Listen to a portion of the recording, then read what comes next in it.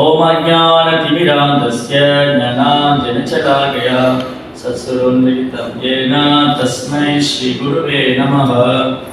श्रीचैतन्यमनोभीष्टं स्थापितं येन भूतले स्वयं रूपकदामह्यं ददाति स्वपदान्तिकं वन्देकं श्रीगुरो श्रीयुतपदकमलं श्रीगुरो वैष्णवां च श्रीरूपं साग्रजातं सकगणरघुनाथामिदान्तजीवं साद्वैतं सावधूतं परिजनसहितं कृष्णचैतन्यदेवं श्रीराधा कृष्णपादा सकलललिता श्रीविशाखां च। नमो विष्णुपादाय कृष्णपृष्ठाय भूतले श्रीमते भक्तिवेदान्त स्वामीति नामिने। नमस्ते सारस्वती देवे गौरवाणी प्रचारिणे निर्विशेष शून्यवादी पाश्चात्य देशतारिणे। जय श्री कृष्ण चैतन्य प्रभु नित्यानंद श्री अद्वैत गदाधर श्रीवासदि गौर भक्त वृंद। हरे कृष्णा कृष्ण कृष्ण हरे हरे हरे राम राम राम हरे हरे। हे कृष्णा करुणा सिंधो दीनबंधो जगत्पदे गोपेश गोपिका कांत राधा कांत नमोस्तुते। तप्त कांचन गौरांगी राधे वृंदावनेश्वरी वृषभानुसुते देवी प्रणमामि हरिप्रिये। वाञ्छाकल्पतरुभ्यश्च कृपा सिन्धुभ्येव च पतितानां पावनेभ्यो वैष्णवेभ्यो नमो नमः।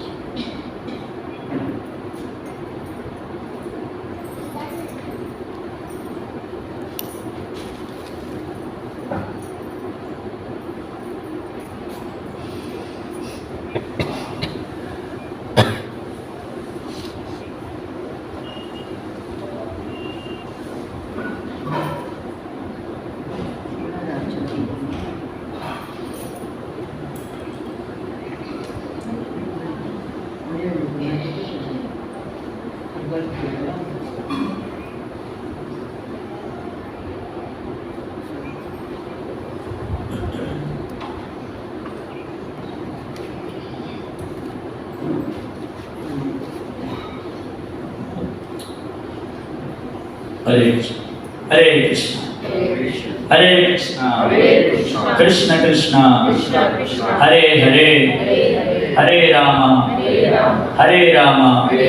राम राम हरे हरे। हरे कृष्णा பக்தர்களுக்கு இனிமையான மாலை வணக்கம்.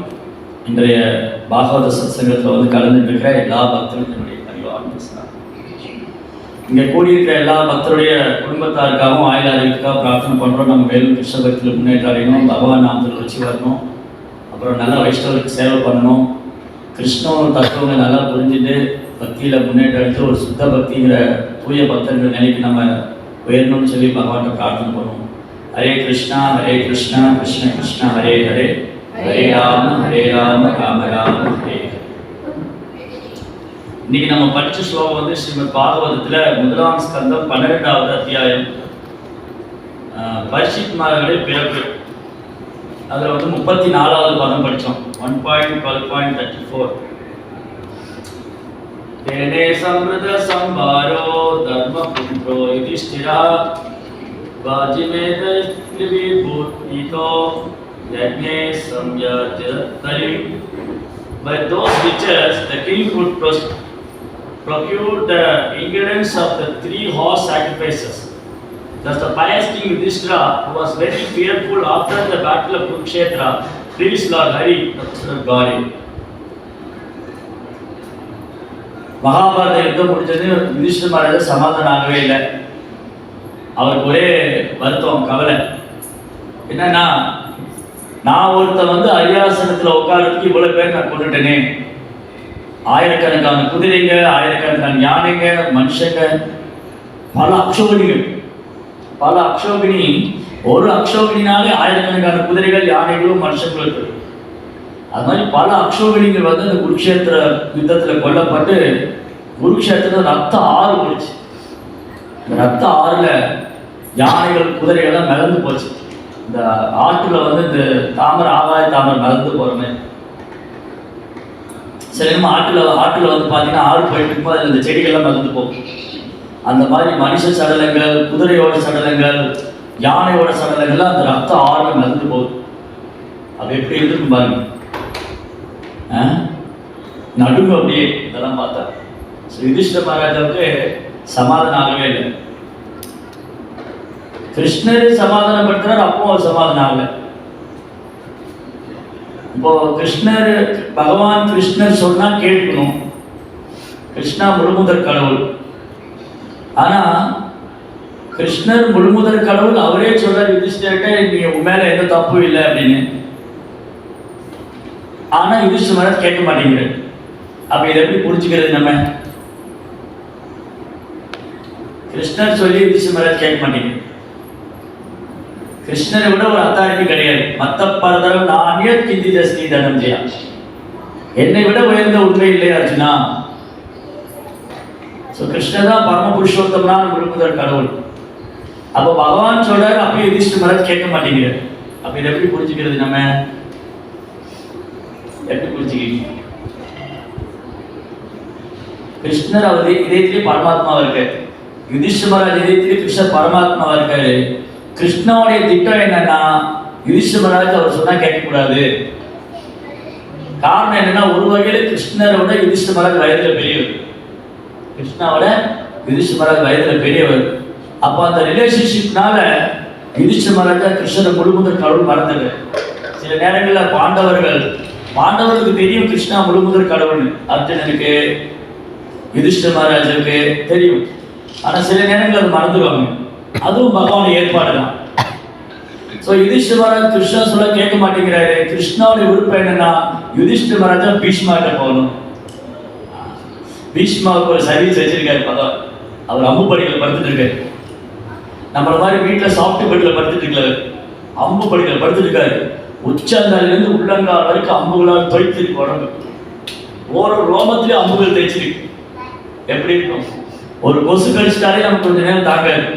ஒரு கொசு கடிச்சாலோ இல்லை எறும்பு கடிச்சிட்டாலோ, ஏதாவது பூச்சி கடிச்சா அலர்ஜி வந்துடும். அதை வந்து நம்ம அந்த இச்சிங்க சொரிஞ்சுட்டே இருப்போம்.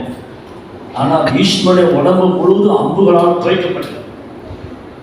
ஒரு ரோமத்திலே அம்புகளால் துவைத்து அம்பு படுக்கையில் படுத்திருக்கேன். பீஷ்மா வந்து ஒரு தன்னை உணர்ந்த ஆத்மா. நான் இந்த உடல் அல்ல, ஆத்மா. அவருக்கு வந்து இச்சா மரணம்.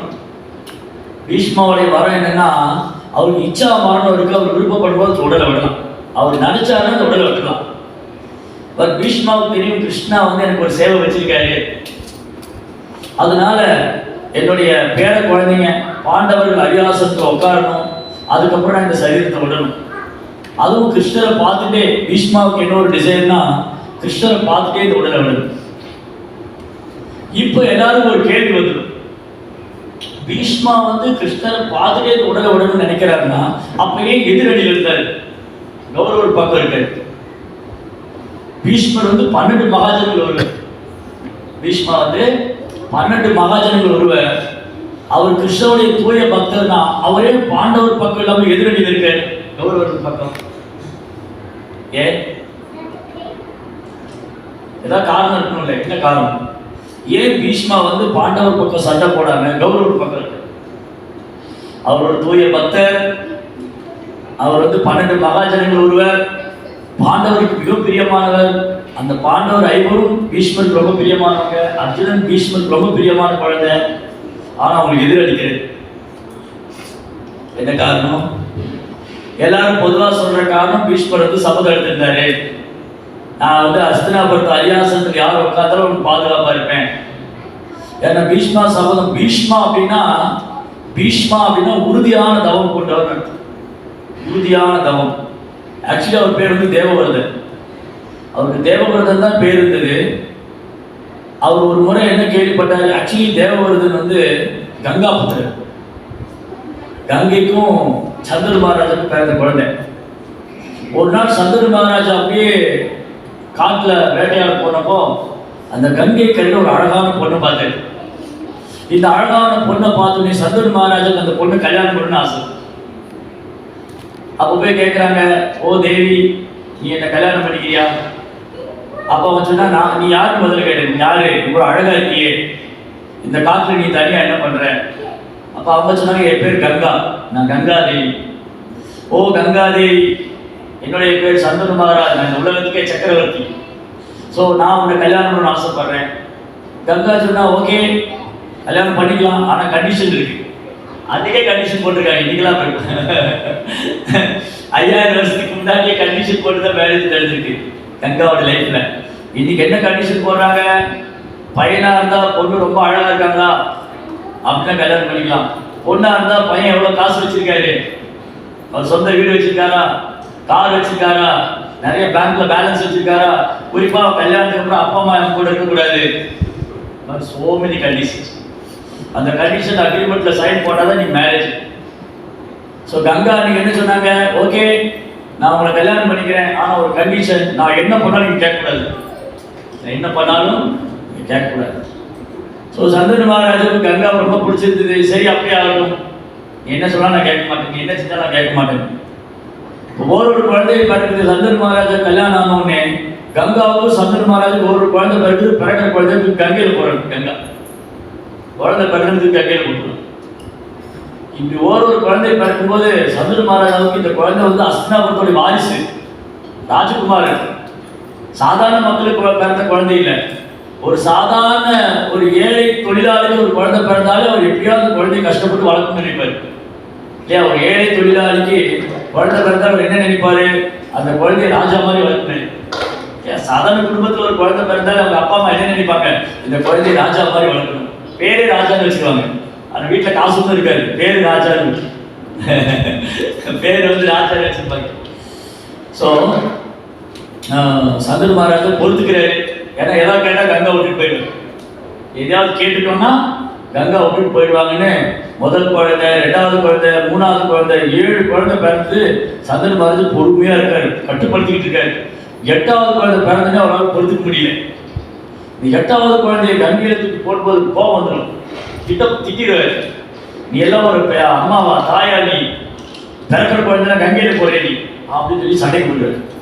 அப்ப கங்கா சொல்லுவாங்க, அன்னைக்கே சொன்னேன் நீங்க கேட்கக்கூடாதுன்னு, நீங்க கேட்டுட்டீங்க அதனால போறேன் அப்படின்னு சந்தனு மகாராஜா கூட்டிட்டு போயிடுவாங்க. கங்கா அந்த குழந்தைய கூட்டிட்டு போயிடும்.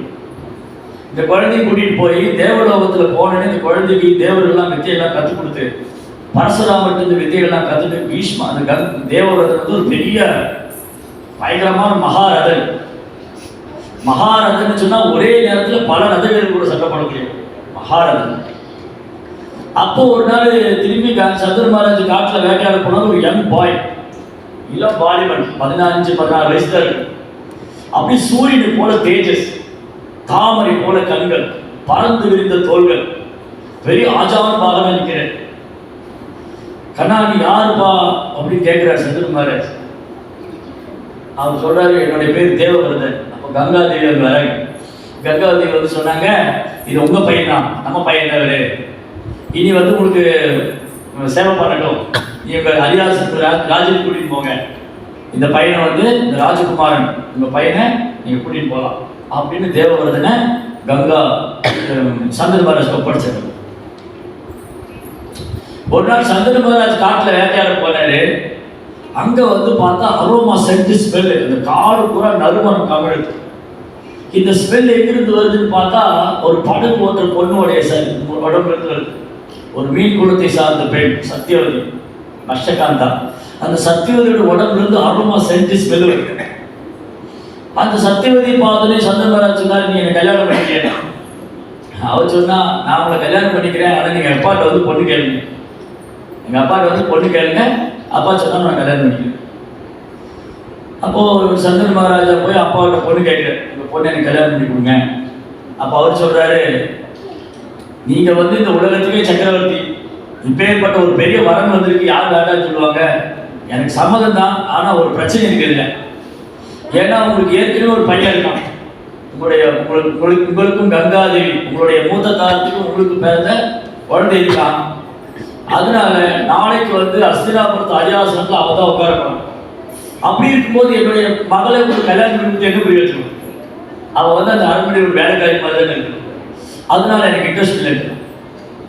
பீஷ்ம அந்த தேவவர்தனை காரணமாக காமிச்சு இந்த கல்யாணத்துக்கு நான் ஒத்துக்க மாட்டேன். இப்போ இவருக்கு ரொம்ப கவலையாக வந்து உட்காந்துட்டு இருக்காரு அந்த அரண்மனையில்.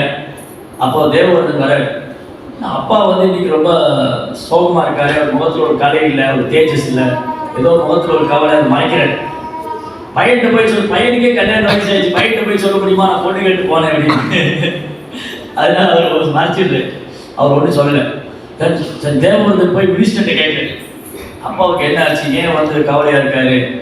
அப்போ சொன்னாங்க, உங்கள் அப்பா வந்து நீங்கள் ஒரு பொண்ணு கேட்டு போனாரு, அவங்க தரமாட்டேன்னு சொல்லிட்டாங்க. ஓ, இதுவா சமாச்சாரம்? ஆமாம், உங்களை காரணமாக காமிச்சுதான் பொண்ணு தரமாட்டேன்னு சொன்னாங்க.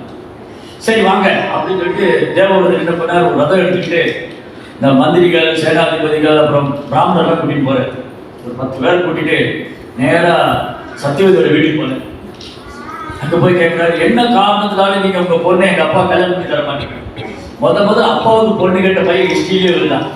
பொதுவாக வந்து அப்பா தான் பையனுக்கு பொண்ணு கேட்டு போவாங்க. இந்த பையன் அப்பாவுக்கு பொண்ணு கேட்டு போயிருக்கு.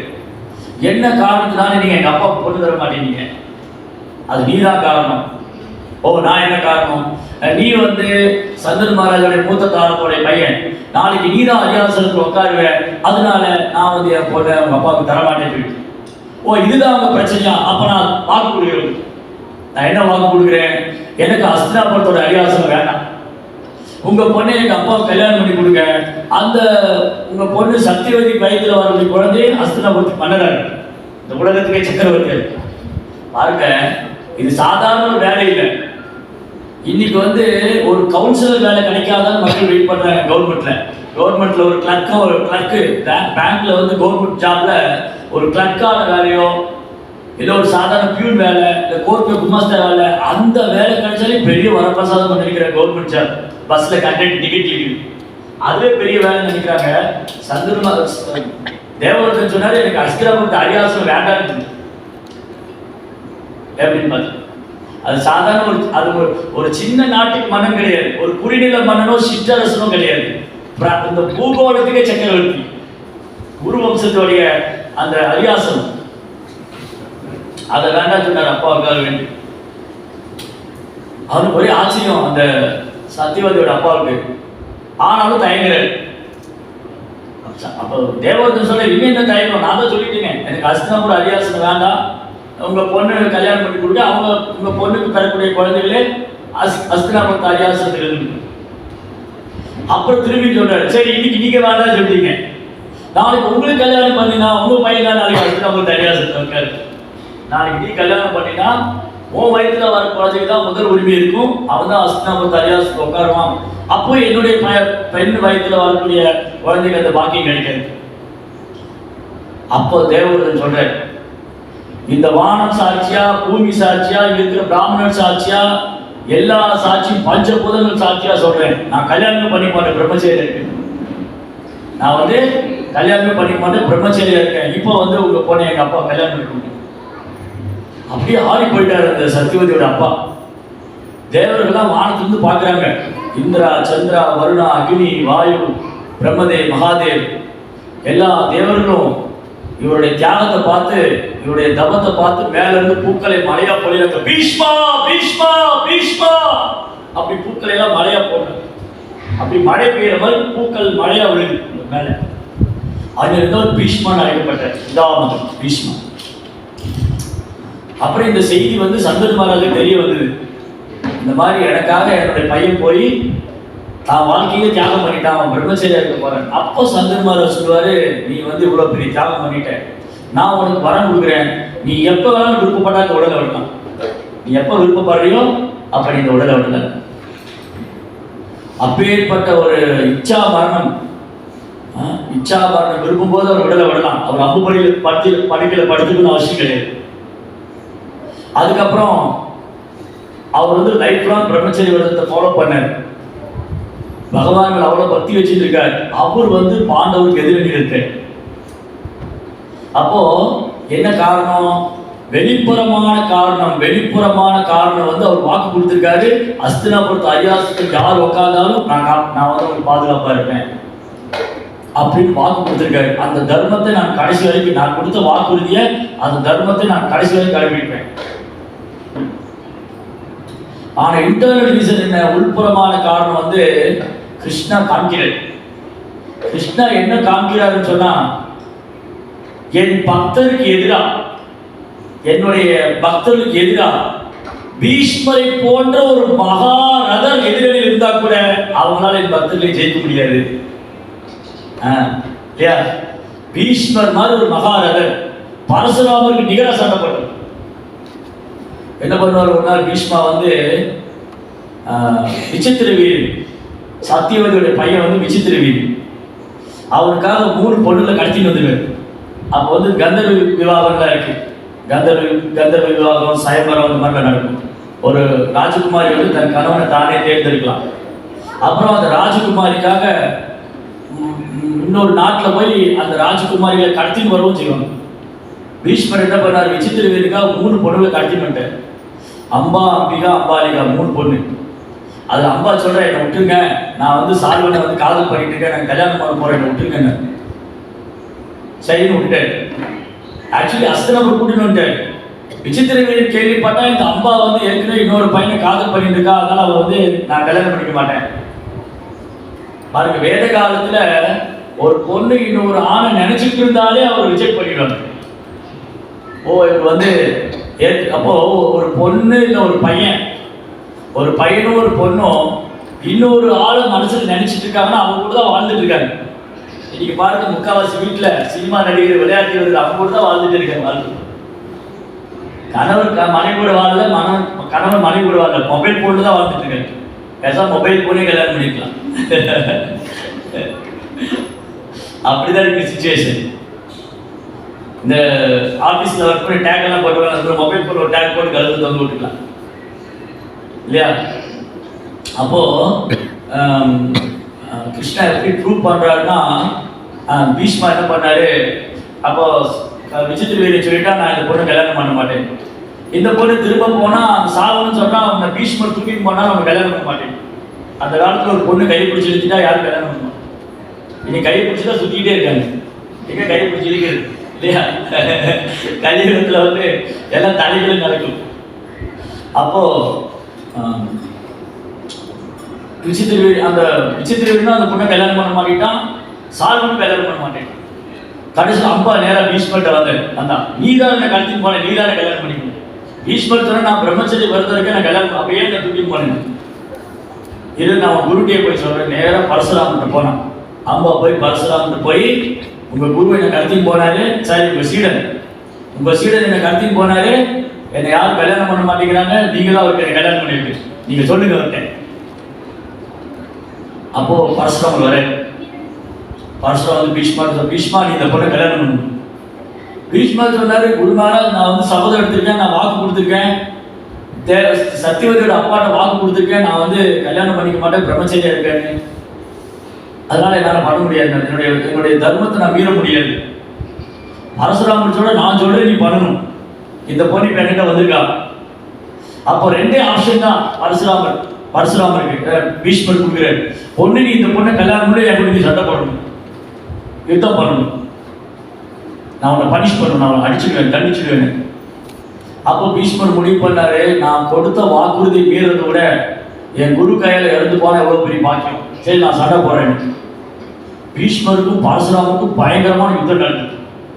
2 பேரும் பயங்கரமான அஸ்திரங்களால் ஒருத்தர் தாக்கிக்கிறாங்க.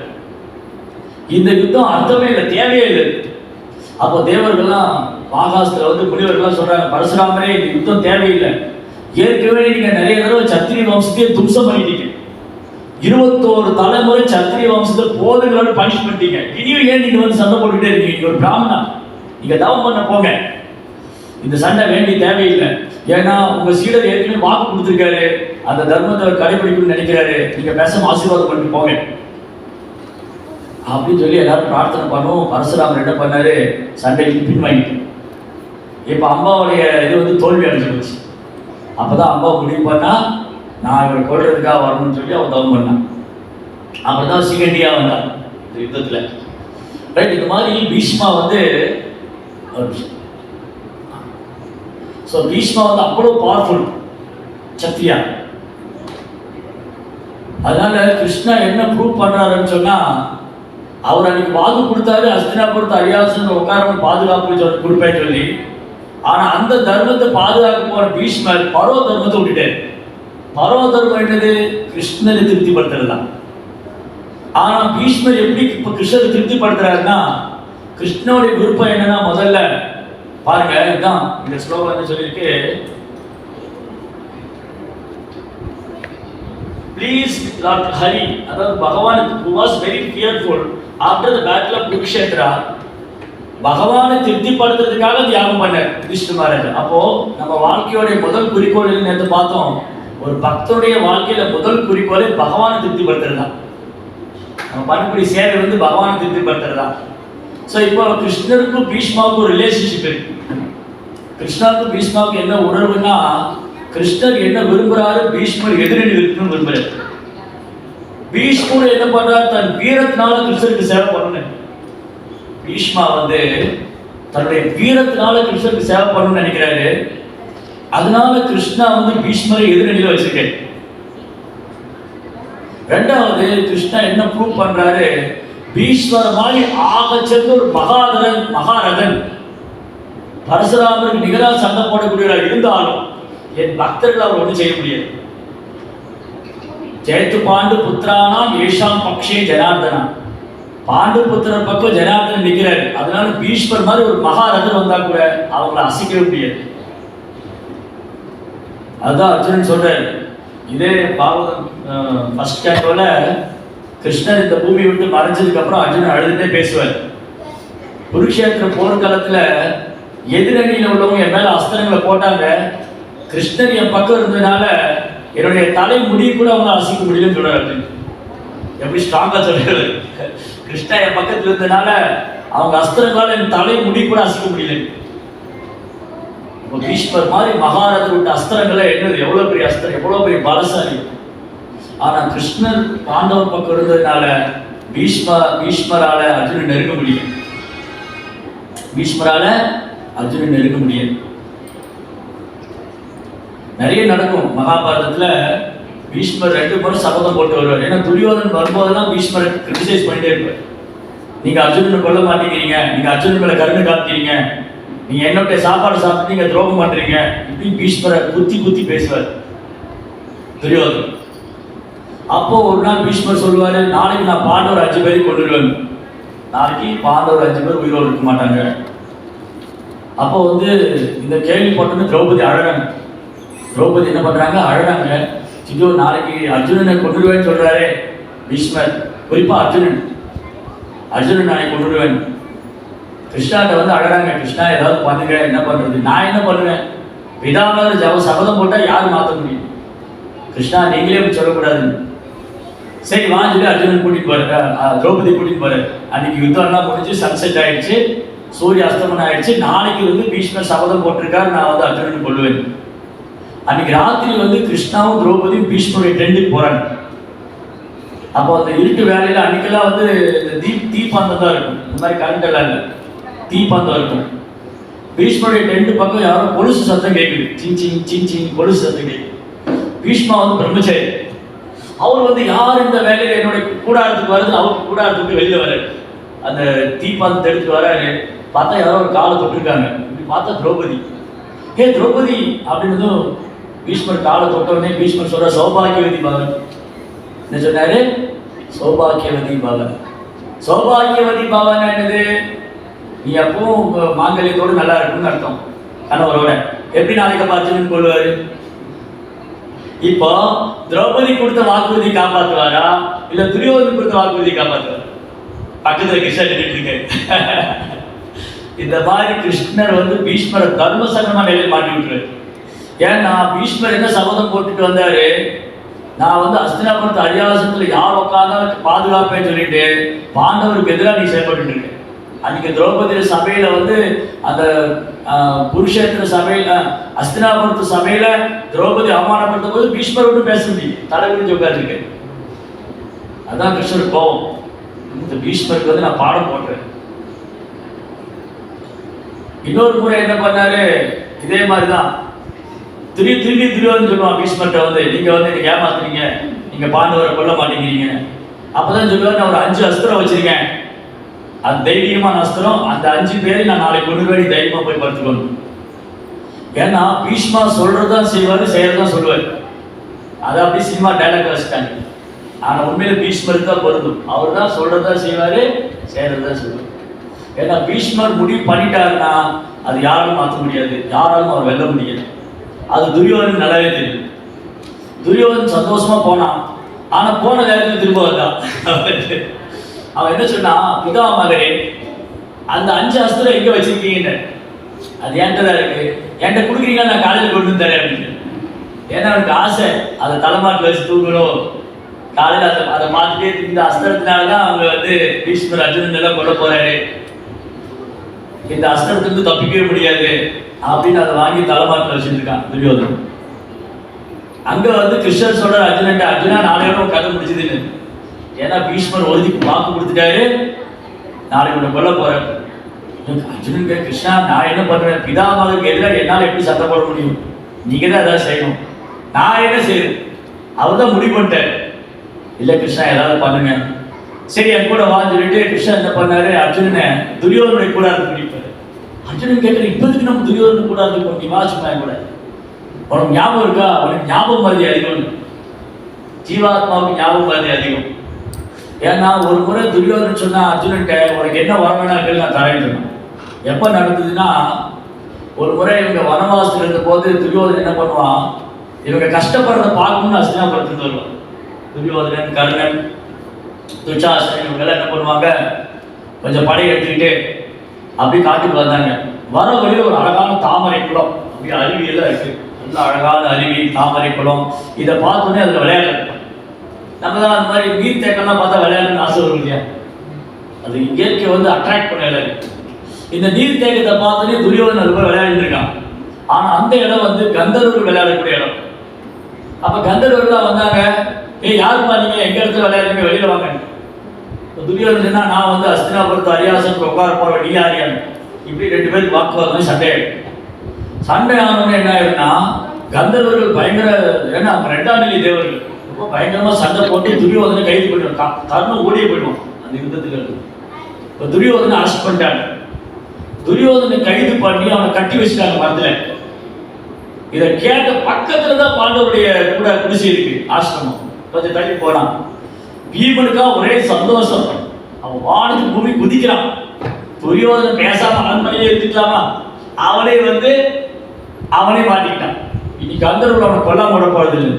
அப்ப யுதிஷ்டிரர் சொன்னாரு, இது வந்து ஒரு ஆட்டிடியூடே இல்லை, அவன் நம்ம இடத்துக்கு விருந்தாளியா வந்திருக்கான், அவனை வந்து கந்தர்வர்கள் கைது பண்ணியிருக்காங்க, அவன் நம்ம சகோதரன், நம்ம தான் போய் விடுவிக்கணும், அதெல்லாம் நீயும் அர்ஜுனனுக்கு போய் சண்டை போடுவீங்க.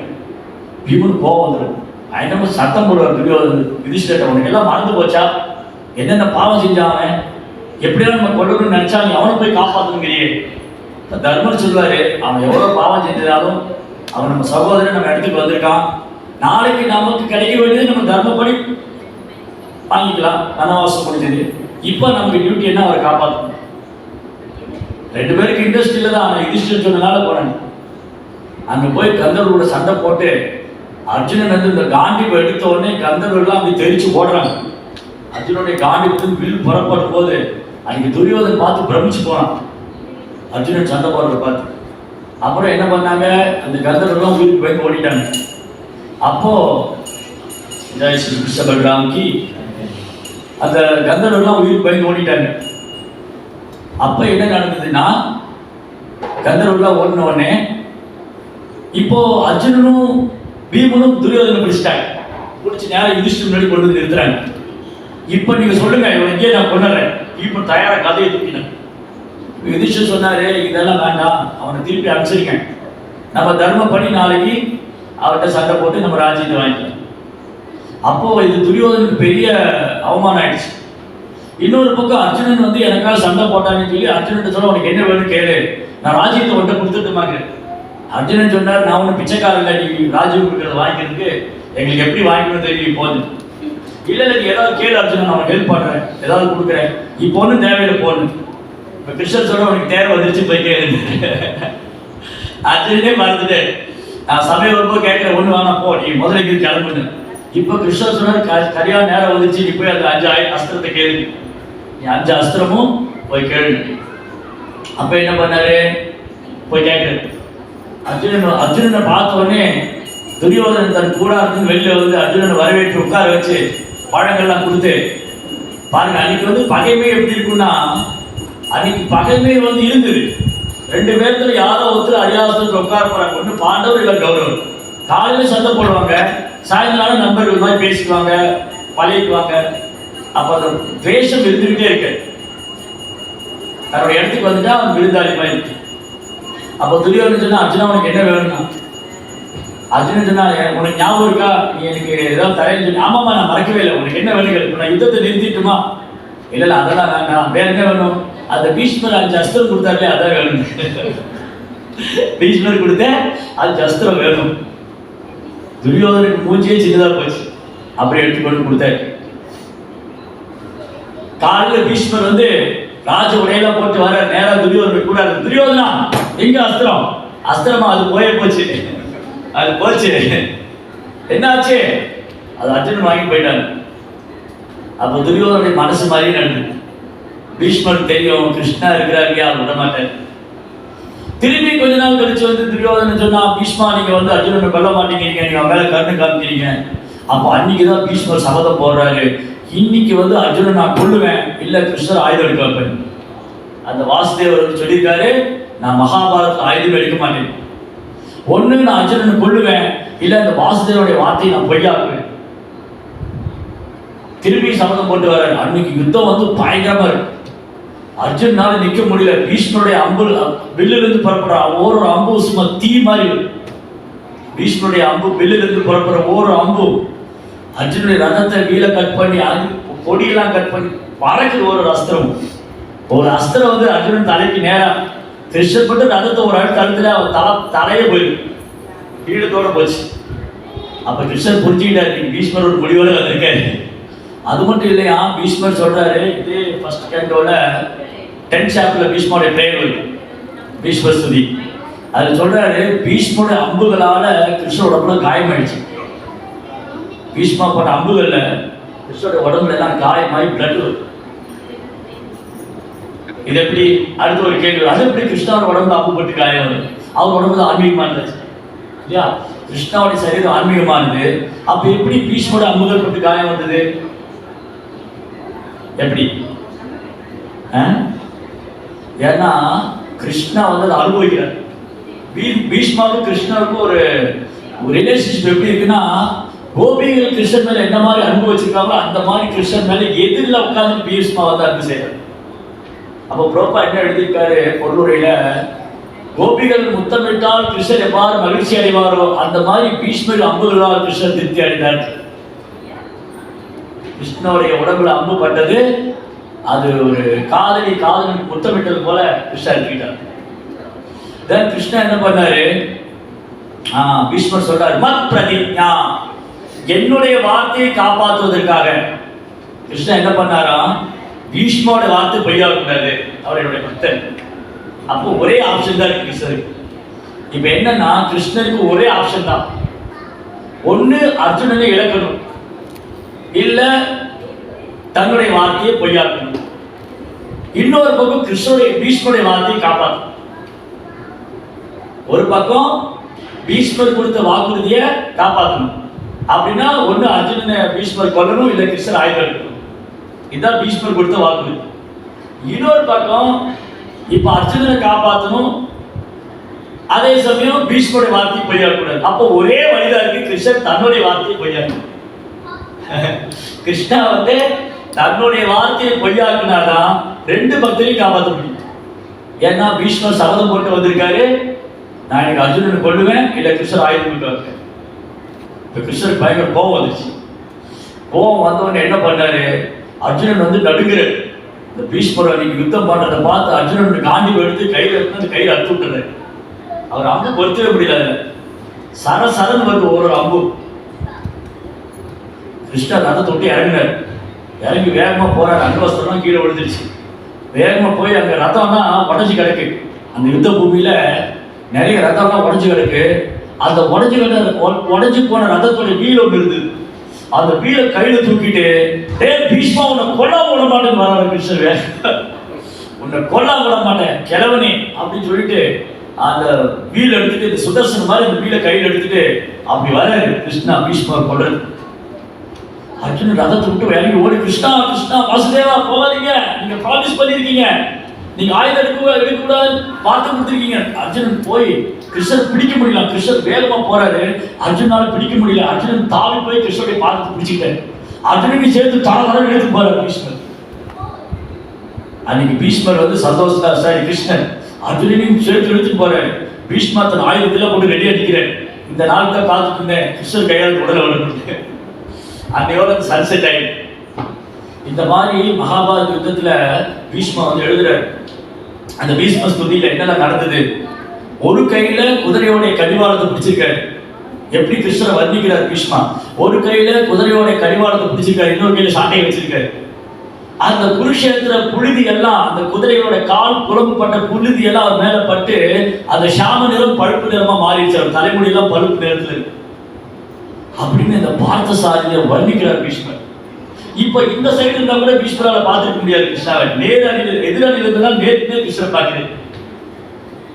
அந்த மாதிரி பீஷ்மா வந்து கிரேட் பர்சனாலிட்டி. அதனால பீஷ்மா என்ன முடிவு பண்ணிட்டாரு, அம்பு படைகளை படுத்துட்டு இருக்கும் போது இந்த உடலை விடணும் முடிவு பண்ணிட்டாரு. இந்த உடலை விடுறதுக்கு மேல அவருக்கு ஆசை என்னன்னா, நான் கிருஷ்ணருடைய தாமரை திருப்பாதங்களை பார்த்துட்டே இந்த உடலை விடணும். இப்போ அந்த பக்தருடைய ஆசையை பூர்த்தி பண்ணணும், பீஷ்மாவுடைய ஆசையை நிறைவேற்றணும், அதே சமயம் யுதிஷ்டிர குழப்பத்தையும் போக்கணும். அப்ப கிருஷ்ணா என்ன பண்ண, யுதிஷ்டிர பீஷ்மரை கூட்டிட்டு பாண்டவர்கள் கூட்டிட்டு வந்து பீஷ்மர் கூட நிறுத்திட்டு, கிருஷ்ணர் ஒண்ணுமே தெரியாத மாதிரி எதுவுமே ஒண்ணுமே தெரியாத பையன் மாதிரி கையெழுத்து நிற்க. அப்ப பீஷ்மர் சொல்றாரு, இவர் யாரு உங்களுக்கு வந்து யுதிஷ்டிரா இவர் யாரு, இவர் வந்து உங்களுக்கு தூதனா நண்பனா உறவினரா சாரதியா இப்படிலாம் உங்களுக்கு சேவை பண்றாரு, முழுமுதல் கடவுள். அப்போ பீஷ்மர் யுதிஷ்டிரர் கேட்கிறாரு, பிதாமகரே எனக்கு சில அறிவுரை சொல்லுங்க. நான் அறிவுரையெல்லாம் சொல்றேன், உன் பக்கத்துல நிக்கிறாரு இல்லையா, அவரை வந்து சொல்லி என் உடம்புல வலியே இருக்கக்கூடாதுன்னு சொல்லு. என் உடம்புல வலி இல்லை நான் பண்ணா நான் பேசுறேன். ஆக்சுவலி அவருக்கு வந்து அவர் செல்ஃப் ரியலைசிங் பர்சன், அவர் தன்னை உணர்ந்த ஆத்மா. அவர் பேச ஆரம்பிச்சார். அம்பு படுக்கையில படுத்துட்டு மணிக்கணக்கா பேசினார். ராஜ தர்மம் என்ன, அவர் கேள்வி கேட்டு இருக்கார். ராஜ தர்மம் என்ன, குல தர்மம் என்ன, ஸ்திரீயோட தர்மம் என்ன, எப்படி இந்த நாட்டை ஆளணும், எப்படி பகவானை பிரதிநிதியா இருந்தா எல்லாமே கேட்கிறார். ஈஸ்வரெல்லாம் சொல்லி கொடுத்துட்டு அவர் அப்படியே பகவானுடைய தாமரை திருப்பாதத்தை பார்த்துட்டே அந்த உடலை விட்டார். பகவானுடைய தாமரை திருப்பாத தரிசனம் பண்ணி அந்த உடலை விட்டார். அதனால இந்த ஃபர்ஸ்ட் பாயிண்ட் என்னன்னு சொன்னா, நம்ம செய்யக்கூடிய சேவை கிருஷ்ணரை திருப்திப்படுத்துதான் இருக்கணும். பீஷ்மா எதிரணியில் இருந்தாலும் அவருடைய சேவை எப்படி கிருஷ்ணரை திருப்திப்படுத்துறதுக்காக இருக்கு. நான் வந்து எதிரணியில் இருந்தா கிருஷ்ணர் திருப்தி அடைவாரா, சரி இருக்கேன். நான் வந்து மாயாவாதம் பேசினா கிருஷ்ணர் திருப்தி அடைவாரா, சரி பேசுறேன். யார் மாயாவாதம் பேசினாங்க, சிவாவே வந்து பேசுறேன். சிவா வந்து வைஷ்ணவானா வெதா சம்பு, சிவா வந்து சிவபெருமான் வைணவர்களே முதல் தரமானவர். அவர் என்ன பண்றாரு, மாயாவாதம் பேசுறாரு ஆதிசங்கரர். ஏன்னா இந்த சேவை பகவான் கொடுத்திருக்காரு, பகவானுடைய சேவைக்காக மாயாவாதம் பேசினார். பட் அவருக்கு உள்ள மனசுக்குள்ள அது ஆசை இல்லை, அவர் உள்ளுக்குள்ள மனதுல வந்து கிருஷ்ணரையே நினைச்சுக்கிட்டு இருக்காரு. அதனாலதான் கீதா மகாத்மியத்துக்கு பாடுறாரு, ஜெகநாத அஷ்டகம் பாடுறாரு, பஜகோவிந்தம் பாடுறாரு. கிருஷ்ணர் மேல அன்பில் எப்படி ஒரு ஜெகநாத அஷ்டகம் பாடுறாரு, எப்படி கீதா மகாத்மியத்தை சொல்லுவார். ஏகம் சாஸ்திரம் தேவகி புத்திர கீதம், ஏகோ தேவோ தேவகி புத்திர ஏவ, ஏகோ நாமா தஸ்ய ராமானியானி கர்மாப்பியதி ஏகம் தஸ்ய தேவஸ்ய சேவா. ஸோ பாருங்க, பகவானுடைய சேவைக்காக எப்பேற்பட்ட அசௌகரியமும் ஒரு பக்தர் ஏற்றுப்பார். கிருஷ்ணாவுக்கு சேவை பண்றதுக்காக எப்பேற்பட்ட அசௌகரியமும் பீஷ்மர் ஏற்றுட்டாரு, சிவபெருமான் ஏற்றுட்டாரு. மாதவேந்திரபுரி கனவுல வந்து பகவான் சொல்றாரு, நீங்க போய் அங்க போய் சந்தனம் எடுத்துட்டு வாங்க, அது உங்களாலதான் முடியும். 2 முறை கோபால் விக்கிரக மாதவேந்திரனுடைய கனவுல வந்து, மாதவேந்திரபுரி உங்களாலதான் இது பண்ண முடியும்.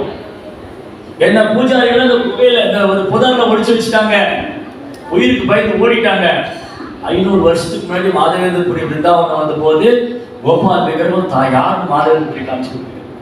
நீங்க தான் என்ன பிரதிஷ்டை பண்ணணும்னு சொல்லி மாதவேந்திரபுரி கனவுல வந்தார் கோபால். அதுக்கப்புறம் சொல்றாரு மாதவேந்திர பூரி என்ன பண்ணாரு, கோவிந்த குண்டு, சுரபி குண்டு, அப்சரா குண்டு, ராதா குண்டு, ஷியாம குண்டு, ஐராவத குண்டு எல்லா புனித நதிகளையும் கொண்டு வந்து அபிஷேகம் பண்றாரு கோபால். கொடப்படமா பால், தயிர், தேன், யமுனா தீர்த்தம், கங்கா தீர்த்தம். அன்னைக்கு ராத்திரியே கோபால் சொல்றாரு, மாதவேந்திர பூரி நீ இன்னைக்கு நிறைய அபிஷேகம் பண்ண, ஆனா என் உடம்பு சூடு தனியில, என் உடம்பு சூடாதான் இருக்கு, நீ போய் நீலாச்சலத்துக்கு சந்தனம் எடுத்துட்டு வாரு. பிருந்தாவனம் எங்க இருக்கு, நீலாச்சலம் எங்க இருக்கு, நீ போய் சந்தனம் எடுத்துட்டு வா, உன்னாலதான் முடியும், நீ சீக்கிரம் போடு. அப்போ இந்த கதையை வந்து சைதன்ய மாப்பு சொல்ற பாருங்க. மாதவேந்திர புரியுடைய மகிமைய சைதன்ய மாப்பு 10 வாய் கொண்டு வர்ணிக்கிறார். அந்த கீர்ச்சோர் கோபிநாத் ஒரு கோயில் இருக்கு, வந்துருக்கீங்களா? அங்க வந்து ஜெகநாத் பூரியிலேருந்து ஒரிசா கொல்கத்தா போற வழியில பலசோர் ஒரு டிஸ்ட்ரிக்ட் வரும். அங்கிருந்து ஒரு சின்ன கிராமம் ஒன்று போகும், ரெமுனான்னு சொல்லி, ரெமுனா. அங்கதான் அந்த கீர்ச்சோர் கோபிநாத் கோயில் இருக்கு. அந்த கோபிநாத் வந்து ராமர் வழிபாடு பண்ண விக்கிரகம், அது திரேதகுலத்திலேருந்து இருக்கு, இன்னைக்கும் இருக்கு அந்த கோயில். அங்க வந்து மாதவேந்திர பூரி கனவுல வந்து சொல்றாரு, ஃபர்ஸ்ட் இங்க சொன்னாரு நீ போய் நீலாச்சலத்துக்கு எடுத்துட்டு வாங்க. மாதவேந்திர பூரி பிருந்தாவனத்துலேருந்து நீலாச்சலம் போற, பிருந்தாவனம் எங்க இருக்கு, ஜெகநாத் பூரி இருக்கு. அங்க வந்து சந்தனம் எடுத்துட்டு போனா அப்புறம் பகவான் பார்த்து சொல்றாரு, நீ அவ்வளவு தூரம் கஷ்டப்பட்டு கொண்டு வர வேண்டாம், நீ கோபிநாத்துக்கே போட்டுருந்தேன். அப்புறம் நீ நான் ரொம்ப எனக்கு நானும் கோபிநாதன் வேற வேற இல்லை, நீ சந்தனத்து கோபிநாத்துக்கே போடு. அப்போ ஒரு பக்தர் வந்து பகவானுக்காக எப்பேற்பட்ட அசௌகரியத்தை வேண்டுக்கலான்னு சொல்லும்போது பகவான் அவர்கிட்ட ரொம்ப நெருக்கமே. அந்த தூய பக்தருக்கே பகவான் தன்னை வெளிப்படுத்துறார். பிரபுபாதர் வந்து நேற்று பேசிட்டு இருந்த பிரபுபாதர் வந்து தன் குருவோடைய கட்டளை நிறைவேற்றுவதற்காக எப்பேற்பட்ட அசௌகரியத்தை எடுத்துக்கிட்டார். வயோதிகம், மாரடைப்பு, அப்புறம் எந்த ஒரு உதவியும் கிடையாது, சீடர்களும் கிடையாது, ஆன்மீக சகோதரத்துல எந்த ஒரு உதவியும் கிடையாது, அரசாங்கத்துக்கு இருந்து எந்த ஒரு உதவியும் ஒண்ணுமே கிடையாது. கையில பாகவத சீட்டு இருக்கு, ஒரு 40 ரூபாய் காசு இருக்கு, குருவோடைய கட்டளையில நம்பிக்கை இருக்கு, கிருஷ்ணர் நம்பிக்கை, அவ்வளவு மட்டும்தான் இருக்கு, வேற எதுவுமே. அவர் பிரபுபாதர் வந்து கிருஷ்ண பக்தி உலகம் முழுவதும் பிரச்சாரம் பண்ணி, அது மாதிரி ஒரு தூய பக்தர் லைஃப்ல எப்படி வேணும் ரிஸ்க் எடுப்பார். கிருஷ்ணருக்காக வேண்டிய ரிஸ்க் எடுக்கும், கிருஷ்ணாவுக்காக எப்படி வேணா நம்ம ரிஸ்க் எடுக்கலாம் லைஃப்ல. பிரபுபாதர், பக்தி சித்தாந்த சரஸ்வதி தாக்கூர், மாதவேந்திர பூரி, நிறைய உதாரணம் இருக்கு. ஸோ அதனால இந்த பக்தி தொண்டுன்னு சொன்னாலே கிருஷ்ணரை திருப்திப்படுத்துறது மட்டும்தான், வேற ஒரு நோக்கம் கிடையாது. கிருஷ்ணாவை திருப்திப்படுத்தணும். அப்போ நம்ம நேற்றே பேசின மாதிரி நம்ம என்னெல்லாம் சேவை பண்றோமோ அதெல்லாம் கிருஷ்ணருடைய திருப்திக்காக. அதுதான் அந்த அந்த மூடு, அந்த அந்த பாவம், அதான் ரொம்ப ரொம்ப அவசியம். அதனாலதான் இன்னைக்கு பீஷ்மர் 12 மகாஜன்ல ஒருத்தரா இருக்கு. அதனாலதான் சிவபெருமான் 12 மகாஜன்ல ஒருத்தரா இருக்கு. பலி மகாராஜா 12 மகாஜன்ல ஒருத்தரா இருக்காரு. பலி மகாராஜா ஏமாத்தி வாமனதேவருக்கு முன்னாடி நிலை கேட்டு போல. அவர் குரு சொல்றாரு, கொடுக்காத, வந்திருக்கிறது விஷ்ணு, உன்னை ஏமாத்திடுவாரு, ஒரு நடுத்தருள் நிறுத்திடுவாரு, கொடுக்காதன்னு. அப்ப குருவோடைய கட்டளை இருந்தா நரகத்துக்கு போவோம் இல்லையா? ஆனா பலி மகாராஜ் குருவோடைய வார்த்தையை மீறி கொடுக்கிறார். ஏன் குருவோடைய வார்த்தையை மீறி கொடுக்கிறார்? அவர் வந்து டிசேபிள் கோர்ஸ் படிச்சுட்டு இருக்காரு இப்போ ஆன்லைன்ல. டிசேபிள் கோர்ஸ்ல என்ன சொல்லியிருக்கு, எப்போ நம்ம குருவை நிராகரிக்கலாம், எப்போ குரு வந்து சாஸ்திரத்துக்கு எதிராக செயல்படுறாரோ, எப்போ குரு வந்து கிருஷ்ண பக்திக்கு எதிராக இருக்காரோ அந்த குருவை நம்ம புறக்கணிக்கும். ஸோ பலி மகாராஜ் என்ன பண்ணாரு, சுக்கராச்சாரியர் ஒரு குல குரு தான், அவர் ஆன்மீக குரு அல்ல. இஸ் நாட் ஃப்ரம் டிசபிலிட்டேஷன், குரு பரம்பரை வரக்கூடிய ஒரு தூய பக்தர் அல்ல. சுக்கராச்சாரியர் ஒரு குல குரு, அவ்வளவுதான். அதனால சுக்கராச்சாரியர் மீறி ஒரு கட்டத்துல சுக்கராச்சாரியர் தான் பலியை காப்பாற்றவே செஞ்சார்.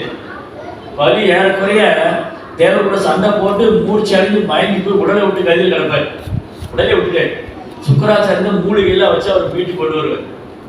அப்படி உயிர் கொடுத்த குருவியை நிராகரிக்கிறார் பாருங்க. ஏன்னா இவர் கிருஷ்ண பக்திக்கு எதிராக சொல்றாரு, சாஸ்திரத்துக்கு எதிராக சொல்றாரு, அப்ப இந்த குரு எனக்கு வேண்டாம். ரைட்? சுக்கராச்சாரியர் சபிக்கிறார், பலி நீ நான் சொல்றதை மீறி கொடுத்தீங்கன்னா நீ நடுத்தருவில் நிப்ப, எல்லாத்தையும் இழந்துருவேன். நான் எல்லாத்தையும் இழந்தாலும் பரவாயில்ல, நான் வந்து கிருஷ்ணாவை திருப்திப்படுத்தணும். அவர் எட்ட தானம் கேட்டு வந்துட்டாரு. பகவானே என்கிட்ட தானம் கேட்டு வந்திருக்காரு. அது வந்திருக்கிறது விஷ்ணுவா இருந்தாலும் கொடுப்பேன், ஏன்னா நான் கொடுக்குறேன்னு சொல்லிட்டேன். ஒரு பிராமணன் கொடுத்த வாக்குறுதி என்னால மாற்ற முடியாது. அவர் பலிமர சொல்றாரு, ஒருவேளை நான் வந்து இந்த தானம் கொடுக்க மாட்டேன்னு சொல்லிட்டா நான் எனக்கு 3 உலகத்தையும் நான் வச்சுக்கலாம், ஆனா எனக்கு அவமானம் தான். அதே சமயம் நான் வந்து கொடுத்த வாக்குறுதிக்காக இந்த வாமனமூர்த்தி எல்லாமே கிட்ட எடுத்தாலும் நான் இறந்தே போனாலும் எனக்கு புகழ் கிடைக்கும். பலிமராஜ் கொடுத்த வாக்குறுதி மீறல அப்படின்னு பலிமராஜ் சொல்ற. இந்த பூமி அப்பதான் மேல சந்தோஷமாகும் அப்படின்னு சொல்லிட்டு பலிமராஜா வந்து தன் குருவையும் நிராகரிச்சு வாமனன் சேவை பண்றேன். அதனாலதான் பகவான் என்ன பண்ணாரு, உனக்கு சொர்க்கம் என்ன, அதை விட ஒரு அழகான பிளானட்டே உருவாக்கிட்டாரு. ஆக்சுவலி சுதலா பிளானட் வந்து கீழே கிரகம். சுதலா பிளானட் இல்லையா, சுதலா கிரகம் வந்து கீழே உள்ள கிரகம், அதெல்லாம் விதல சுதலன். ஆனா பலிக்காக வேண்டி வாமனதேவன் என்ன பண்ணாரு, அந்த சுதலா பிளானட்டே தேவலோகத்தோட பன்மடங்கு வசிக்குள்ள கிரகமா மாத்திட்டாரு. அங்க பலி கொண்டு உட்காரிச்சிட்டு இவரு டோர் கீப்பர் மாதிரி வெளியே நிற்கிறார், வாயில் காப்பர் மாதிரி. பாருங்க, தூய பக்தி தொண்டு பகவானே கவரக்கூடியது, பகவானே விலைக்கு வாங்கிடலாம் தூய பக்தினா. அதான் வாசுதேவ தத்தாட்ட சைத்தன்ய மகாபிரபு சொல்றாரு. வாசுதேவ தத்தாட்ட சைத்தன்ய மகாபிரபு சொல்றாரு, ஓ வாசுதேவ தத்தரே, நான் உங்க சொத்து, நீங்க என்ன எங்க வேணா கொண்டு வைக்கலாம், நீங்க மார்க்கெட்டுக்கு போய் என்ன சேல் பண்ணுங்க. அப்ப ஏன்னா வாசுதேவ தத்தா சைத்தன்ய மகாபிரபு வந்து பிரார்த்தனை பண்றாரு, மகாபிரபு நீங்க ரொம்ப ரொம்ப கருணை வாய்ந்தவர், நமோ மகாவதன்ய, நீங்க ரொம்ப கருணை வாய்ந்தவர். நீங்க என்ன பண்ணுங்க, இங்க இருக்கிற எல்லா ஜீவராசிகள் அவங்க பாவத்தை நான் ஏத்துக்கிறேன், நீங்க எல்லாம் அவங்க எல்லாம் கோலவந்தாரம் பண்ணிட்டு போயிருங்க, நான் நரகத்துக்கு போல பரவாயில்ல. அப்ப புரோபா என்ன எழுதுறாரு, இயேசு கிறிஸ்துவாவது சிறையில் அறையப்பட்டார். சிறையில் அறையப்பட்டார், அவர் வந்து அந்த பாவிகளுக்காக பிரார்த்தனை பண்ணார். இயேசு கிறிஸ்துவ சிறையில் அறையும் போது, சிலுவையில் அறையும் போது இயேசுநாதர் வந்து இறைவன்கிட்ட பிரார்த்தனை, ஓ ஆண்டவரே இந்த பாவிகளை வெறுத்து விடாதீர்கள், அவங்க பாவங்களை வெறுத்து விடுங்கள் சொன்னார்.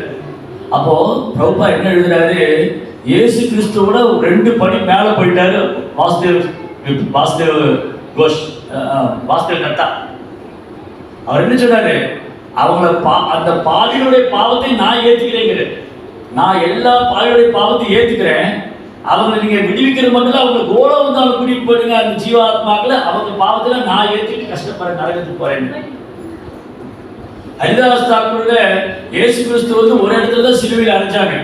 ஹரிதாஸ் தாக்கூர்ல 22 மார்க்கெட் பிளேஸ்ல போய் சாட்டையால அடிச்சாங்க, சவுக்கால அடிச்சாங்க, தோலெல்லாம் பிஞ்சிரும்.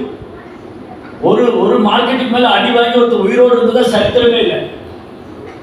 22 மார்க்கெட்டு ஹரிதாஸ் சாட்டையால் அடிக்கிறாங்க. அப்ப சைத்தன்ய மகாபிரபுனால தாங்க முடியல. அவர் சொல்றாரு, மகாபிரகாஷ் லீலை காமிக்கும் போது சைத்தன்ய மகாபிரபு சொல்றாரு, ஹரிதாஸ் அவருக்கு கூப்பிடுறாரு. மகாபிரபு வந்து அன்னைக்கு ஒரு நாள் மட்டும் ஸ்ரீவாஸ்தவருடைய விஷ்ணுவோடைய பூஜை மண்டபத்துக்கு உட்காந்துட்டு அன்னைக்கு ஒரு நாள் மட்டும் சைத்தன்ய மகாபிரபு நான் முழுமுதல் கடவுள் பிரகடனம் பண்ணேன். எப்பவுமே சைத்தன்ய மகாபிரபு தன்னை பக்தனாவே காமிச்சுக்குவாரு. யாராவது வந்து மகாபிரபு நீங்க விஷ்ணுடைய அவதாரம்னா காதை பொத்திட்டு விஷ்ணு விஷ்ணு விஷ்ணு அங்கிட்டு ஓடிடு. ஆனா ஒரு நாள் மட்டும் தன்னுடைய சகாக்களை மகிழ்விக்கிறதுக்காக, அவங்க தூய பக்தர்கள், அவங்களுக்கு எந்த ஒரு பௌதிக ஆசையும் கிடையாது, அவங்க திருப்திப்படுத்தணும் மகாபிரபு அன்னைக்கு ஒரு நாள் மட்டும் விஷ்ணுடைய பூஜை மண்டபத்தில் உட்காந்துட்டு நான் தான் முழுமுதல் கடவுள் சொன்னேன். அப்ப ஹரிதாஸ் கூப்பிடுறாரு, ஹரிதாஸ் ஓடி வந்து சைத்தன்ய மகாபிரபு பாதங்களை பிடிச்சுக்கிட்டேன். அவருக்கு பகவான் கிருஷ்ணர் மாதிரி மகாபிரபு தரிசனம் கொடுக்கிறார், கிருஷ்ணருடைய தரிசனம். சைத்தன்ய மகாபிரபு சொல்ற, ஹரிதாஸ் உனக்கு என்ன வரம் வேணும் கேள்வி, அஷ்டமா சித்தி உனக்கு என்ன வரம் கொடுக்குறேன். ஹரிதாஸ் சொன்னார், எனக்கு ஒண்ணு வேணாம் மகாபிரபு. ஹரிதாஸ் உனக்கு ஞாபகம் இருக்கா, உன்னை வந்து 22 மார்க்கெட் பேச சவுக்கால் அடிச்சாங்க, என்னால தாங்க முடியல, சுதர்சனத்தோட வந்து அவன் எல்லாரையும் கொல்லணும்னு. ஆனா நீ என்ன பிரார்த்தனை பண்ணேன், மகாபிரபு இவங்களை ஒரு நாள் தண்டிச்சிடாதீங்க, அவங்க மேல எந்த தப்பும் இல்லை, நான் தான் பாவம் செஞ்சுட்டேன். அந்த காஜி வந்து ஹரிநாமத்தை பத்தியும் பகவானை பத்தி தப்பா சொல்லி என் காதுல கேட்டுட்டு இருந்தேன், நான் தான் அபராதி, அதனால இந்த தண்டனை எனக்கு சரியானதுதான். சொல்றாராம், இந்த காஜி வந்து என்ன அடிச்சாங்க ஆளை வச்சு இந்த அடி வாங்கினது எனக்கு தண்டனை தான். ஏன்னா அவன் வந்து ஹரிநாமத்தை இழந்து பேசணும் நான் காதுல கேட்டேன், அதனால அவங்க மேல ஒரு தப்பு இல்லை அப்படின்னு ஹரிதாஸ் அவர் பிரார்த்தனை பண்றாரு. மகாபிரபு இவங்களை தண்டிச்சிடாதீங்க, இவங்களை மன்னிச்சு விட்டுருங்க அப்படின்னு நீ என்கிட்ட பிரார்த்தனை பண்ண ஹரிதாஸ், நீ வந்து அவங்களுக்காக பிரார்த்தனை பண்ணதுனால என்னால் அவங்க ஒன்றும் செய்ய முடியல. ஆனா நீ அடி வாங்குறது என்னால் பார்த்துட்டு சும்மா இருக்க முடியல. மகாபுரு சொல்றாரு, அவருடைய சதர் எடுத்து காமிக்கிறாரு, ஹரிதாஸ் தாக்கூர் மேல விழுந்த ஒவ்வொரு அடியும் மகாபுரு மேல விழுது. ஸ்ரீ சைத்தன்ய மகாபிரபுக்கு. ஏன்னா ஹரிதாஸ் தாக்கூர் வந்து அப்படி சாண்டிங் பண்ண, அந்த ஜபத்துல வந்து குற்றம் கிடையாது, குறை கிடையாது, கவனக்குறைவில்லை, அபராதம் கிடையாது. அந்த பியூர் சாண்டிங், அந்த சேவையில பகவான் திருப்தி எடுத்து நாமாச்சாரியனே அந்தஸ்து கொடுத்தாரு. அதனால நம்ம எடுத்துட்டு இருக்கிற சேவை வந்து கிருஷ்ணரை திருப்தி பண்றதுக்காக செய்யணும். நாமாச்சாரியர் பட்டம் எனக்கு கிடைக்கணும் ஹரிதாஸ் தாக்கூர் பண்ணல இல்லையா? நான் வந்து சாண்டிங் பண்ணிட்டே இருந்தேன், எல்லாரும் நாமாச்சாரியன்னு சொல்லுவாங்க, அதுக்காக பண்ணல. அவர் சாண்டிங் பண்ணது கிருஷ்ணன் திருப்தி படுத்திருக்காரு. அந்த மாதிரி நம்ம செய்கிற ஒவ்வொரு சேவையும் கிருஷ்ணாவை திருப்தி படுத்தணுங்கிறது தான் நம்முடைய மனம் பக்குவமாக இருக்க வேண்டும், நம்முடைய பாவமாக இருக்க வேண்டும், நம்முடைய எண்ணம் சிந்தனை எல்லாம் அதில் தான் இருக்கணும். நான் என்ன செஞ்சால் கிருஷ்ணன் திருப்தி அடைவார், நான் கிருஷ்ணன் எப்படி திருப்தி படுத்துறது, எனக்கு ஒன்றும் புரிய மாட்டேங்குது. அப்போ நீங்கள் பிரபுபாதை திருப்தி படுத்தணும். பிரபுபாதை என்ன செஞ்சால் திருப்தி அடைவார்? அவர் வந்து பிரபுபாதை என்ன செஞ்சால் திருப்தி அடைவார்? அவர் புத்தகத்தை விநியோகம் பண்ணால் திருப்தி அடைவார்.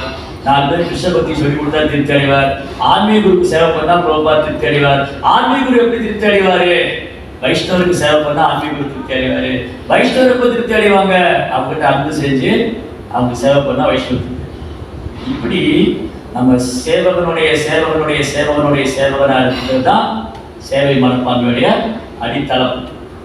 கோபி பத பத கமலையோ தாச தாச தாச தாசான தாச, நான் பகவானுடைய சேவகனுடைய 1000 முறை பெருக்கணும். இதுதான் துளசிகளாக சொல்றார், பிரித்யஸ்ய பிரித்ய பிரித்ய பிரித்யஸ்ய பிரித்யஸ்ய இமாம் ஸ்மரணோகநாதா. ஓ பகவானே, நம்முடைய சேவகனுடைய சேவகனாக. அதனால இந்த மூடு இங்க யுதிஷ்டிர மகாராஜுக்கு ராஜ்யத்து மேல துணி கூட பற்றுதல் கிடையாது. கொஞ்சம் நல்லா யோசிச்சு பாருங்க. யுதிஷ்டிர மகாராஜ வாழ்க்கை எடுத்துக்கிட்டீங்கன்னா ஆரம்பத்திலிருந்தே, குழந்தை பிராயத்திலிருந்தே கஷ்டப்பட்டிருக்காரு. அந்த கஷ்டங்கள்லாம் குந்தி தேவி ஒரு லிஸ்டே போட்டிருக்காரு. விஷயா மகாக்னி புருஷாத தர்ஷனா ரசத் சபாய வனவாச கிருஷ்ணர், இதெல்லாம் பண்ணிட்டு இது இல்லாம 14 வருஷம் காட்டுக்கு 14 வருஷம் காட்டுக்கு போனாங்க. திருப்பி வந்து ராஜ்யம் கேட்டா தரமாட்டேங்கிறாங்க. யுத்தம் பண்ண வேண்டியது. இந்த யுத்தம் எல்லாம் பண்ணி மகாபாரத யுத்தம் முடிச்சு அதுக்கப்புறம் அஸ்தினாபுரத்து அரியாசன் உட்கார்ந்தாரு. கொஞ்ச நாளே கிருஷ்ணத்தை கூட்டி விட்டு மறைச்சிட்டு நாமளாக என்ன பண்ணுவோம்? யுதிஷ்டிர மகாராஜ் இடத்துல நாம இருந்தா என்ன பண்ணுவோம்? யுதிஷ்டிர மகாராஜ் என்ன பண்ணாரு? கிருஷ்ணா இந்த பூமியை விட்டு மறைச்சிட்டாருன்னு கேள்விப்பட்டு யுதிஷ்டிர மகாராஜ் என்ன பண்ண? ராஜ்யத்தை விட்டு போறாரு, துறவியா போறாரு. நம்மளா இருந்தோம், இப்பதான் கிருஷ்ணா ராஜ்யத்தை மீட்டு கொடுத்தாரு, அதுக்குள்ளேயா போகணும்? கொஞ்ச நாள் கூட ஆண்டுக்கு போலாமே அப்படின்னு தோணும். கொஞ்ச நாள் கூட இந்த ராஜ்யத்துல இருந்துட்டு கிருஷ்ணா தான் கொடுத்தாரு, இந்த ராஜ்யம் கிருஷ்ணா தான் கொடுத்தாரு, என்ன ராஜாவாக தான் உட்கார வச்சாரு, அப்ப நான் ஏன் உடனே போகணும்? கொஞ்ச நாள் இருந்துட்டு போலாம்னு நினைப்போம். But Yudhishthira Maharaj there is no attachment. அவருக்கு இந்த ராஜ்யத்து மேல பற்றுதலே கிடையாது. ராஜ்யத்தை போய் ஏற்றுக்கிட்டாரு, கிருஷ்ணனுடைய சேவைக்காக ஏற்றுக்கிட்டாரு, கிருஷ்ணர் திருப்திப்படுத்துறதை ஏற்றுக்கிட்டாரு. அவர் வந்து அஸ்வமேத யாகமே பண்ண மாட்டேன்னு சொன்னாரு. அப்ப அந்த அஸ்வமேத யாகம் பண்ண சொல்லி எல்லாரும் சொல்றாங்க, வியாசதேவரும் சொல்றாரு. அப்ப செய்தி எடுக்கிறார் துவாரகைக்கு, இந்த மாதிரி நான் அஸ்வமேத யாகம் பண்ணலாமா கிருஷ்ணா, நீங்க விரும்பினா நான் பண்றேன்னு சொல்லி. அப்பதான் கிருஷ்ணர் வந்து உத்தவர்கிட்ட கேட்கிறாரு, என்ன பண்ணலாம்? உத்தவர் சொல்றாரு, இந்த ஜராசந்தன் சண்டை போட வந்துகிட்டே இருக்கான், யுதிஷ்டிரர் அஸ்வமேத யாகம் பண்ணணுங்கிறாரு. யுதிஷ்டிரர் அஸ்வமேத யாகம் பண்ணா உலகத்துக்கு எல்லா மன்னரையும் ஜெயிக்கணும். ஜராசந்தையும் ஜெயிச்சிட்டாங்கன்னா அவர் அஸ்வமேத யாகம் பண்ணுவாருக்கு, ஜராசந்தையும் வந்து கொண்டுட்டா முடிச்சது வேலை. ஜராசந்தனை பிடிச்சிருக்கும் அவன் கதையை, அந்த அசுரனை உயிரோடு இருக்கக்கூடாது. ஸோ பாருங்க, ஒரே சமயத்துல பல அற்புதங்களை பகவான் செய்யறாரு. அதே மாதிரி யுதிஷ்டிர மகாராஜாவுக்கு இந்த ராஜ்யத்தை ஆளணும் அப்படிங்கிற எண்ணம் இல்லை, அது கிருஷ்ணனுடைய சேவைக்காக ஏற்றுக்கிட்டாரு. எப்போ கிருஷ்ணா இந்த பூமி விட்டு மறைச்சிட்டாருன்னு தெரிஞ்சுக்கோ, அடுத்த நிமிஷம் அவர் போறாரு. எப்படி போனாரு? தன் சகோதரர் கூட திரும்பி பார்க்கல. அர்ஜுனன் பின்னாடி வர்றாரா, திரௌபதி பின்னாடி இருக்காரு, யாரையும் பார்க்கல. அவர் பாட்டு தன்னுடைய ஆபரணங்கள்லாம் கட்டி போட்டுட்டு வெறும் ஒரு கால் வஸ்திரம் போட்டு அவர் போறாரு. திரும்பி கூட பார்க்கல. இவர் போறாரு, இவங்க 5 பேர் பின்னாடி போறாங்க. நம்மளால வந்து என்ன பண்ணுவோம்? அண்ணன் போயிட்டான், தின்ன காலி ஆயிடுச்சு, நம்ம உட்காந்துக்கலாம் இல்லையா? இதுதான் இன்னைக்குள்ள சகோதரர்கள். அன்னைக்கு எப்படி இருந்தாங்க, யுதிஷ்டிர மகாராஜ் முன்னாடி போற நிழல் மாதிரி 5 பேர் பின்னாடி போற. அப்ப என்னது, துளி கூட அட்டாச்மெண்ட் கிடையாது. அந்த ராஜ்யத்து மேல, அந்த செல்வத்து மேல துளி கூட பட்டது இல்லை. அது கிருஷ்ணனுடைய சேவைக்காக எடுத்துக்கிட்டாங்க. கிருஷ்ணா இந்த பூமி விட்டு மறைச்சிட்டாருமே, பரிசுத்த அரியாசனத்தில் உட்கார வச்சுட்டு அவங்க போயிட்டாங்க. ஸோ இந்த மாதிரி நம்ம சேவை செய்யும் போது அதில் வரக்கூடிய பூஜா லாப பிரதிஷ்டா, சேவையில் வரக்கூடிய சேவை பண்ணும்போது வரும். எல்லாமே சேவை பண்ண டெஃபினட்டாக வரும். பேர் கிடைக்கும், புகழ் கிடைக்கும், எல்லாம் கிடைக்கும். அதில் நம்ம மயங்கிடக்கூடாது. நம்ம நோக்கம் என்னது, கிருஷ்ண பிரேமம். அதுதான் நம்ம கோல். நம்ம சேவை பண்ணுற நோக்கம் என்னது, கிருஷ்ண பிரேமம். அதுக்காக தான் ஏங்கணும். நான் இன்னும் என்ன செஞ்சா கிருஷ்ணன் திருப்தி அடைவார், நான் இன்னும் என்ன செஞ்சா அது நாளுக்கு நாள் ஏங்கிட்டே இருக்குங்க. அதான் ரூப கோசாமி சொல்றாரு, கிருஷ்ண உணர்வு ஒருத்தருக்கு பேராசை இருக்குங்கிறார். என்ன பேராசை, நான் என்ன செஞ்சா கிருஷ்ணன் திருப்தி அடைவாரு, நான் இன்னும் என்ன பண்ணணும் அப்படின்னு நாளுக்கு நாள் அது ஏங்கிட்டே இருக்கு. அதனால நம்ம பகவான்கிட்ட பிரார்த்தனை பண்ணணும். எனக்கு வந்து கர்வமே வந்துடக்கூடாது, எனக்கு அகந்த வந்துடக்கூடாது, நான் எப்பவும் பணிவான சேவகனாக இருக்கணும் அப்படின்னு பகவான்கிட்ட பிரார்த்தனை பண்ணிக்கணும். இந்த சேவை மனப்பான்மை எப்பவுமே இருந்துட்டு இருக்கணும். அது எவ்வளவு வருஷங்களாலும் மாறக்கூடாது. எவ்வளவு வசதி வந்தாலும், வசதி இருக்கும்போது பாண்டவர் கிருஷ்ணரை மறக்கல, வசதி கையை விட்டு போனப்போ பாண்டவர்கள் கிருஷ்ணரை மறக்கல, வசதி திரும்ப வந்தப்போ பாண்டவர் கிருஷ்ணரை மறக்கல, வசதியை திறந்துட்டு பாண்டவர் கிருஷ்ணர் பின்னாடி போயிட்டாங்க. வசதி இல்லாதப்போ சுதாமா கிருஷ்ணர் மறக்கல, வசதி வந்ததுக்கு அப்புறம் சுதாமா கிருஷ்ணர் மறக்கல. பிரியவர்த ராஜா வந்து அவர் வந்து ஸ்வயம்புமனுடைய பையன், தவம் பண்றதுக்காக காட்டுக்கு போனாரு. நாரதுடைய சங்கத்தில் இருந்து அவருக்கு திரும்ப போகிற எண்ணமே இல்லை. ஸ்வயம்புமனு என்ன பண்ணாரு, தன் பையனை காட்டுக்கு அனுப்பிச்சாரு. அவன் போய் தவம் பண்ணிட்டு வருவான், அவன்கிட்ட ராஜ்யத்தை கொடுத்து நம்ம ரிட்டையர்ட் ஆகிடலாம். ஏன்னா ரொம்ப வயசாயிடுச்சு, பிரியவர்தனை அரியாசனத்தில் உட்கார வச்சு நம்ம ரிட்டையர்ட் ஆகலாம். போன பிரியவர்தன் வரவே இல்லை. ஏன்னா நாரதமுனியுடைய சங்கத்தினால அவருக்கு வந்து பக்தி தான் இனிமையா இருக்கு. பகவானுக்கு சேவை பண்ணணும், பகவான் லீலைகளுக்கு. நாரதருக்கு சேவை பண்ணுறதுக்கு திருப்தி அடிச்சுட்டேன். நாரதரோட சங்கத்திலிருந்து அவருக்கு கேட்கறதுக்கு திருப்தி அடிச்சுட்டாரு. போகணுங்கிற எண்ணமே இல்லை. இங்க வந்து பிரியவர்த ராஜா வருவார் சாய்பூமன் பார்த்துட்டே இருக்கார், வரவே இல்லை. அப்புறம் தெரிஞ்சு போயிடுச்சு அவருக்கு, இப்ப நாரதருடைய சங்கத்தில் இருக்கார், அவருக்கு ராஜ்யத்து மேல பக்கத்திலே. இவர் பிரம்மாட்ட போய் சொன்னார், பிரம்மதேவரே நான் எப்ப ரிட்டையர் ஆகிறேன், என் பையன் திரும்ப வரமாட்டேங்கிறாங்க. அப்புறம் பிரம்மா வந்து சொன்னார் நாரதர்கிட்ட. பிரம்மாவும் சாய்பூமனும் வந்தது பார்த்துட்டும் பிரியவர்தரும் நாரதர் எழுந்திரிச்சு நமஸ்காரம் பண்ணிட்டு பிரம்மா சொன்னாரு, நாரதா அவரை திருப்பி அனுப்பிச்சிருங்க, அவர் ராஜ்யத்துக்கு போகணும், சாய்பூமன் ரிட்டையர் ஆகணும். அப்போ பிரியவர்தன் என்ன, பரிசித் மகாராஜ் என்ன ஆச்சரியம், நான் ஒரு கேள்வி கேட்கிறார் சுரதேவ் கோசாமிட்ட. இந்த பிரியவர்த ராஜாவுக்கு ராஜ்யத்திலே இன்ட்ரெஸ்ட் இல்லை, அப்புறம் ராஜ்யத்தை எடுத்துக்கிட்டாரு, திரும்பி அதை வந்து எப்படி காட்டுக்கு போனாரு பாருங்க. அவருக்கு முதல்ல ராஜ்யம் எடுத்துக்கிற இன்ட்ரெஸ்ட் கிடையாது, ஆர்வம் இல்லை. ஆனா அவர் தூக்கி அரியாசனத்தில் உட்கார வச்சுட்டாங்க. அப்படி கொஞ்ச நாள் அரியாசனத்தில் இருந்தாரு, அதுவே பட்டுதல் வரல, திரும்பி விட்டுட்டு நாரதர்கிட்ட போயிட்டு. அப்ப எதுக்காக எடுத்துக்கிட்டாங்க, சேவைக்காக மட்டும்தான் எடுத்துக்கிட்டாங்க, சேவைக்காக மட்டும்.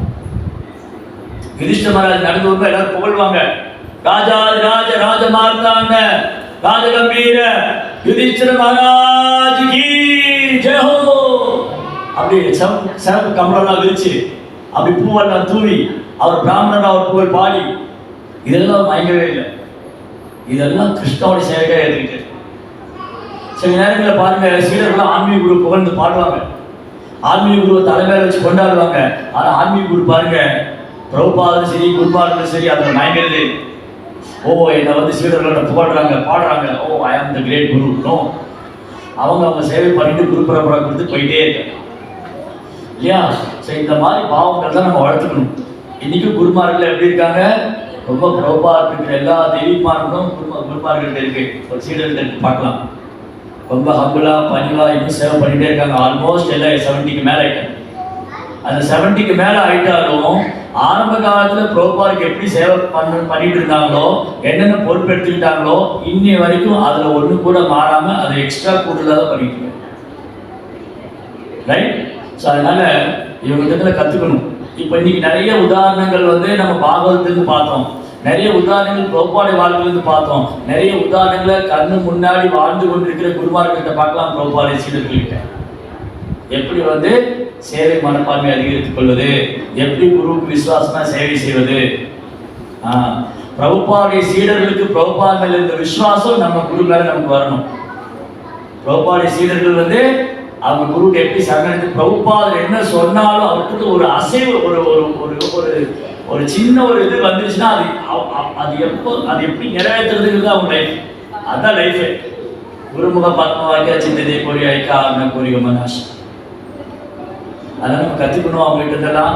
இப்போ நமக்கு ஒரு பெரிய பாக்கியம், அவங்களாம் இன்னும் பூமியில் இருக்காங்க, ஆனால் கொஞ்சம் பேர் தான் இருக்காங்க. அதனால அந்த வாய்ப்பை நல்லா பயன்படுத்திட்டு அவங்களுக்கு சேவை பண்ணி அவங்கள்ட்ட கேட்டு நம்ம இதயத்தை தூய்மை செய்து கொண்டு பக்தி மனப்பான்மையை அதிகரித்து கொண்டு சேவை மனப்பான்மை அதிகரித்து கொண்டு நாம் சேவகனுடைய சேவனாக இருக்க வேண்டும் என்று பார்த்தோம். ஹரே கிருஷ்ணா. ஸ்ரீமத் பாகவதம் கி ஜெய். ஸ்ரீ பிரபுபாத். ஓகே, இன்னைக்கு கொஞ்சம் டைம் கூடுதலாக எடுத்துக்கிட்டேன். உங்களுக்கு ஏதாவது கேள்விகள் சந்தேகம் இருந்தால் கேட்கலாம். ஒரு கருத்துக்கள் ஏதாவது